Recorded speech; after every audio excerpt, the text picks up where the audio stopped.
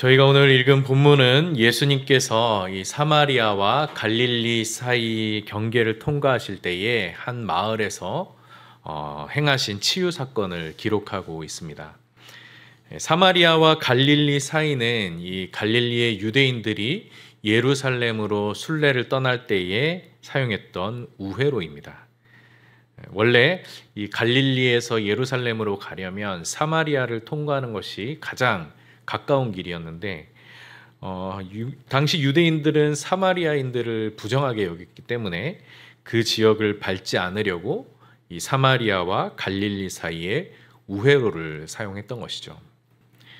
결국 이 우회로는 사마리아와 갈릴리를 구분짓는 경계선이 되었습니다. 누가가 예수님께서 예루살렘으로 가실 때에 이 길을 통과하셨다라고 말하면서 예수님께서 십자가 사역을 위해 예루살렘으로 가는 길이라는 것을 우리 독자들에게 상기시키고 있습니다. 그런데 12절에서 예수님께서 갑자기 그 길을 벗어나서 한 마을로 들어가시죠. 그리고 그 들어가는 길에서 10명의 나병 환자를 만나십니다. 그들은 율법에 따라서 예배와 또 공동체로부터 분리되어서 완전히 소외된 채로 살아가던 자들입니다. 갈릴리 마을에도 또 사마리아 마을에 어디에도 속하지 못한 채로 그 경계선에 머물러서 살고 있었던 것이죠.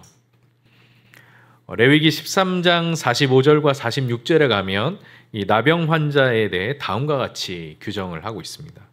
나병 환자는 옷을 찢고 머리를 풀며 윗입술을 가리고 외치기를 부정하다 부정하다 할 것이요 병 있는 날 동안은 늘 부정할 것이라. 그가 부정한즉 혼자 살되 진영 밖에서 살지니라. 이 규례대로 나병 환자는 공동체로부터 격리되어 홀로 살아야 했고 또 마을에 들어갈 일이 있으면 사람들에게 자신의 부정함을 알려서 마을 사람들과의 접촉을 미연에 방지해야 했던 것입니다. 본문에서도 10명의 나병 환자들은 예수님께 가까이 나오지 못하고 멀리 서서 부정하다 부정하다라는 말 대신에 예수 선생님이여 우리를 불쌍히 여기소서라고 외치죠. 구약에 따르면 나병은 하나님만이 고칠 수 있는 질병이었습니다. 그런데 이 10명의 나병 환자들은 예수님께 긍휼을 구하며 치유를 요청하고 있는 것이죠. 예수님께서 하나님의 능력을 행하실 분이라는 것을 믿었던 것입니다.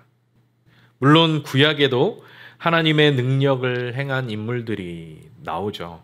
대표적으로 모세 그리고 엘리야 이런 사람들을 들 수 있을 것입니다. 10명의 나병 환자들은 예수님이 이와 같은 위대한 선지자로 우리의 병을 고쳐주실 것이라고 생각했던 것일까요? 14절에서 예수님은 그들을 보시고 가서 제사장들에게 너희 몸을 보이라고 말씀하시죠. 예수님의 이 말씀은 무슨 의미일까요? 보통 치유 사건에서는 예수님이 말씀하신과 동시에 그 병이 치료되었습니다. 그런데 여기서는 율법에서 정한 그 치유 검증 절차를 먼저 행하게 하셨습니다. 율법에 따르면 나병이 나았을 경우에 제사장에 가서 검사를 받고 적어도 2마리의 비둘기를 예물로 드린 다음에 정결 예식을 거쳐 정결한 사람으로 인정받게 했습니다. 이 검증 절차가 끝나면 병이 나은 사람은 드디어 공동체로 돌아갈 수 있었던 것이죠. 예수님께서 치유를 행하시면서 이 검증 절차에 대해 언급하신 것도 나병 환자들이 정결한 사람으로 공인받고 공동체로 돌아가 정상적인 삶을 살아갈 것에 관심을 두고 하신 말씀인 것입니다. 예수님의 말씀을 들은 10명의 나병 환자들은 제사장에게 가는 길에 나병이 깨끗이 낫는 경험을 하게 됩니다. 이 나병은 제의적으로도 부정한 질병으로 분류되었기 때문에 본문에서도 이들의 병이 나았다는 말 대신 깨끗함을 받았다라는 말을 쓰고 있는 것이죠. 우리는 본문에 나오는 10명의 나병 환자들의 모습을 통해서 율법의 한계를 보게 됩니다. 율법은 부정한 사람을 분류하고 격리시킬 뿐 그들을 깨끗게 할 능력은 없습니다. 율법 자체가 그들을 깨끗게 해주는 일은 못하는 것이죠. 10명의 나병 환자들은 율법에 따라 공동체로부터 격리되어 그 경계에서 살고 있었다라고 했습니다. 하지만 예수님은 어떤 분이십니까? 그 경계를 넘어서 나병 환자들을 찾아오셨고 그들을 깨끗게 하사 공동체로 돌아가 사람답게 살게 하시는 분입니다. 율법은 울타리를 치고 경계를 긋고 벽을 쳐서 부정한 자와 정한 자, 죄인과 의인, 유대인과 이방인을 구분시키지만 예수님의 복음은 모든 울타리를 허물고 경계를 넘어서 부정한 자를 깨끗게 하고 죄인을 회복시킨다라는 것입니다. 에베소서 2장 14절에서 18절에 가면 유대인과 이방인 사이의 경계를 허물어버린 복음의 능력에 대해 다음과 같이 말합니다. 그는 우리의 화평이신지라 둘로 하나를 만드사 원수된 것 곧 중간에 막힌 담을 자기 육체로 허시고 법조문으로 된 계명의 율법을 폐하셨으니 이는 둘로 자기 안에서 한 세 사람을 지어 화평하게 하시고 또 십자가로 이 둘을 한 몸으로 하나님과 화목하게 하려 하심이라. 원수된 것을 십자가로 소멸하시고 또 오셔서 먼데 있는 너희에게 평안을 전하시고 가까운 데 있는 자들에게 평안을 전하셨으니 이는 그로 말미암아 우리 둘이 한 성령 안에서 아버지께 나아감을 얻게 하려 하심이라 라고 말합니다.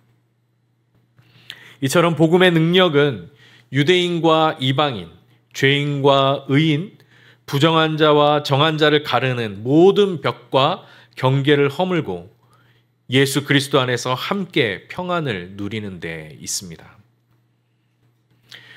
우리 한국교회 역사에도 이러한 복음의 참 능력을 보여주는 사례들이 많이 있었습니다. 전북 김제에 가면 기역자교회로 유명한 금산교회가 있습니다. 방문해 보신 분들도 계시겠죠. 1905년 남장로교 선교사인 테이트와 또 김제의 용화마을의 양반 지주였던 조덕삼이 함께 세운 교회였습니다. 조덕삼은 이 테이트 선교사로부터 복음을 듣게 되고 자신의 사랑채를 예배 초소로 내어놓는데 이것이 바로 금산교회의 시작이 됩니다. 이때부터 조덕삼은 자기 식구뿐만 아니라 자기 집에서 일하는 하인들까지도 모두 예배에 참석하게 하는데 그들 중에 조덕삼의 마부였던 이자익이라는 사람도 있었습니다. 이후에 양반 조덕삼과 천민 이자익이 힘을 합쳐서 금산교회를 세워가게 됩니다. 그리고 1907년에 두 사람은 금산교회의 첫 장로 투표에 추대되게 되죠. 그때 마을 사람들은 당연히 투표를 통해 조덕삼이 먼저 장로가 되리라고 생각했습니다. 그런데 결과는 뜻밖에도 조덕삼의 마부인 이자익이 장로로 뽑혔습니다. 아직 신분제가 깊이 남아있던 당시에 너무나도 충격적인 결과였던 것이죠. 이 충격적인 결과 때문에 사람들이 다 수군거리고 있을 때 조덕삼이 발언권을 얻고 교인들에게 이렇게 인사합니다. 이 결정은 하나님이 내리신 결정입니다. 우리 금산교회 교인들은 참으로 훌륭한 일을 해냈습니다. 저희 집에서 일하고 있는 이자익은 저보다 신앙의 열의가 대단합니다. 나는 교회의 결정에 순종하고 이자익 장로를 받들어 열심히 교회를 섬기겠습니다. 이 말을 들은 금산교회 교인들은 조덕삼에게 큰 박수를 보냅니다. 저는 이것이 바로 이 땅에 임한 하나님 나라의 모습이요 복음의 능력이라고 생각합니다. 지금 우리가 사는 사회는 자기의 유익과 편의를 위해서 나와 다른 이들 사이에 경계를 짓고 벽을 세우려고 합니다. 빈부의 경계, 인종의 경계, 학력의 경계, 정치적인 입장의 경계 등 그 종류도 다양한 것이죠. 한 아파트 놀이터에 다른 동네 아이들이 와서 놀자 입주자 대표가 그 아이들을 경찰에 신고한 일이 있었습니다. 또 우리 동네에는 장애인 학교가 들어오면 안 된다라는 이유로 주민들의 반대 때문에 장애인 학부모들이 그 사람들 앞에서 무릎을 꿇는 일이 발생했었습니다. 이것이 세상 사람들이 평안을 누리는 방식이라면 예수님을 따르고 복음의 능력을 경험한 우리의 방식은 어때야 하겠습니까? 모든 벽과 경계를 허물고 우리에게 찾아오사 하나님의 평안을 베풀어 주신 예수님을 기억함으로써 모든 사람에게 차별 없이 구원을 베푸시는 그 복음의 능력을 따라 살아가시는 성도님들이 되시길 바랍니다. 이제 본문은 나병에서 깨끗함을 받은 10명 중 한 사람에게 주목합니다. 15절에 보시면 그 사람은 자기가 나은 것을 보고 큰 소리로 하나님께 영광을 돌리죠. 그리고 제사장에게 가는 길에서 돌아와 예수님의 발 앞에 엎드려 감사드립니다. 누가는 그 사람이 바로 사마리아 사람이었다라고 강조하죠. 하나님께 영광 돌리는 것은 유대인들의 전형적인 모습입니다. 따라서 많은 이들이 이 사람을 유대인으로 예상했을 것입니다. 그러나 그는 사마리아 사람이었습니다. 심지어 18절에서 예수님은 그를 이방인이라고 부르시죠. 그가 나병이 나은 것을 보고 하나님께 영광 돌리는 그 모습은 열왕기하 5장에 나오는 나아만 장군을 떠올리게 해줍니다. 이방 나라인 아람의 군대 장관으로 나병 환자였던 나아만은 엘리사의 명령에 따라 요단강에 들어가 7번 몸을 씻은 후에 깨끗함을 받죠. 그리고 열왕기하 5장 15절에서 나아만이 엘리사에게 돌아와서 하나님을 찬양하는 장면을 이렇게 기록하고 있습니다. 나아만이 모든 군대와 함께 하나님의 사람에게로 돌아와서 그의 앞에 서서 이르되 내가 이제 이스라엘 외에는 온 천하에 신이 없는 줄을 아나이다 라고 고백하죠. 오늘 본문에서도 치유받은 사마리아 사람이 보여준 행동 중에 가장 중요한 것이 바로 예수님께로 돌아온 것입니다. 그는 제사장에 가는 도중에 치유받았고 제사장에 가던 걸음을 돌려 예수님께로 향합니다. 그리고 예수님께로 돌아와 그분의 발 아래 엎드려 감사드리죠. 예수님은 17절에서 10명이 깨끗함을 받았는데 나머지 9명은 어디 있느냐라고 물으시고 이어지는 18절에서 이 이방인 외에 하나님께 영광을 돌리러 온 사람이 없느냐라고 한탄하십니다. 깨끗함을 받은 10사람 중 예수님께 감사드린 유일한 사람은 다름 아닌 사마리아 사람이요 이방인이었습니다. 나머지 9명은 나병에서 치유된 것을 확인하고 제사장을 찾아갔겠죠. 그래야만 정상적인 사회생활을 할 수 있고 또 가족과 친척을 만날 수 있기 때문입니다. 그러나 그들은 인생에서 가장 중요한 분 예수님을 놓치고 말았습니다.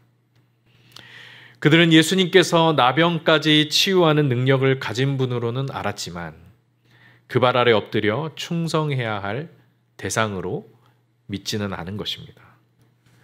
치유를 받고 공동체로 돌아가게 됐으니 더 이상 예수님의 정체에 관심을 둘 필요가 없었겠죠. 결국 10명 중에 예수님께로 돌아온 한 사람만이 구원을 받았습니다. 19절에서 예수님은 그에게 일어나 가라 내 믿음이 너를 구원하였느니라 라고 말씀하십니다.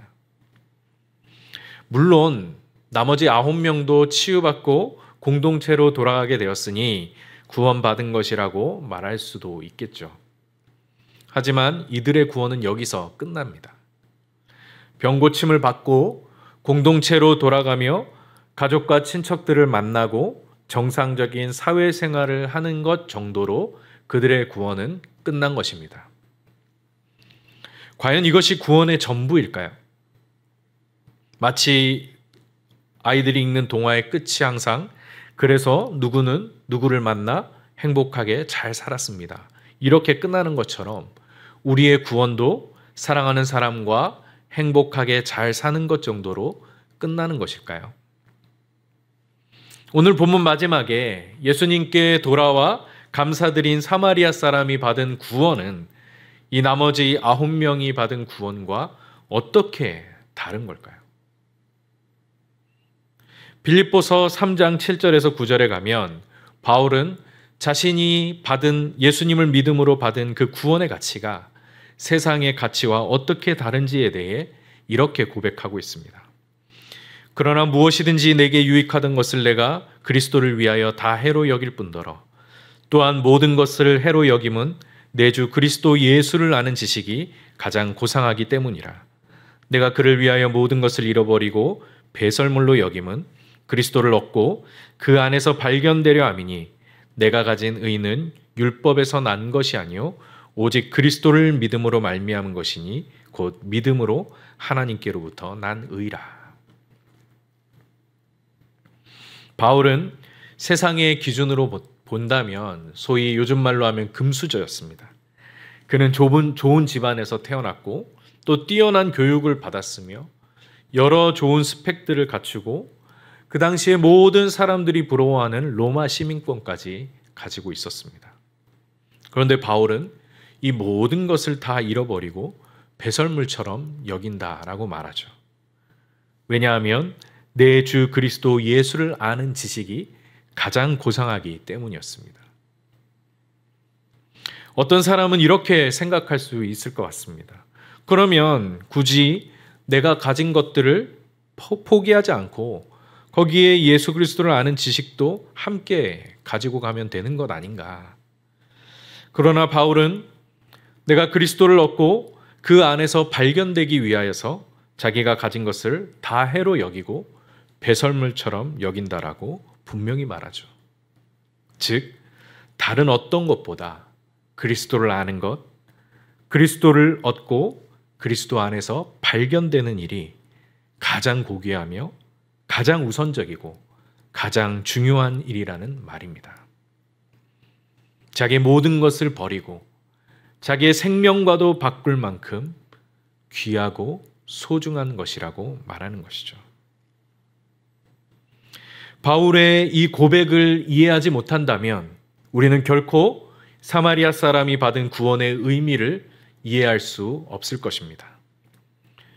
사마리아 사람이 받은 구원은 질병이 고침받고 공동체로 돌아가 사랑하는 사람들과 평안하게 사는 수준을 넘어서는 구원입니다. 그들은 그 나머지 9명은 다시 질병에 걸리게 되고 아무리 잘 살아도 그 평안과 행복은 영원할 수 없다는 것을 깨닫게 될 것입니다. 즉, 나머지 9명이 경험한 구원은 잠깐의 만족에 불과한 것이죠. 하지만 사마리아 사람이 받은 구원은 그리스도를 알고 그리스도를 얻으며 그리스도 안에서 발견되는 구원, 즉 그리스도와 하나 되는 구원을 말하는 것입니다. 그리스도의 구원 안에 참여하고 그리스도의 부활에 이르는 그 구원을 말하는 것이죠. 바울이 이를 위해 모든 것을 잃고 모든 것을 배설물과 같이 여긴다라고 고백했던 그 영광스럽고 고상하며 영원하고 영광스러운 구원을 말하는 것입니다. 그는 잠깐뿐인 구원에 만족하는 길에서 돌이켜 예수님께로 돌아와 그분의 발 아래 엎드렸습니다. 예수님을 알고 예수님을 얻고 예수님 안에서 발견되는 그 고상하고 영원한 삶으로 나온 것이죠. 지금 여러분들이 받은 구원은 이 사마리아 사람의 구원입니까? 아니면 나머지 9명의 구원입니까? 단지 이 세상에서 사랑하는 사람과 건강하고 행복하게 사는 것에 만족하는 구원입니까? 아니면 내가 가진 모든 것을 잃고 그것을 배설물처럼 여길 만큼 그리스도를 알고 그리스도를 얻고 그리스도 안에서 발견되는 것을 가장 고귀하고 가장 우선적이며 가장 중요한 것으로 여기고 그렇게 살아가는 구원입니까? 그 아홉은 어디 있느냐라는 말씀을 예수님께서 지금 우리에게 던지시는 질문으로 받으셔야 합니다. 예수님을 단지 나의 필요를 채워주시고 그저 평안하게 살도록 도와주는 능력자, 수호자 정도로 여길 것인가? 아니면 나의 생명의 구원자로 나의 모든 것을 버리고도 섬기고 따를 뿐으로 여길 것인가? 이 질문을 우리 자신에게 던지며 헛된 길에서 돌이켜 참된 구원의 길로 나아가는 성도님들 되시길 바랍니다.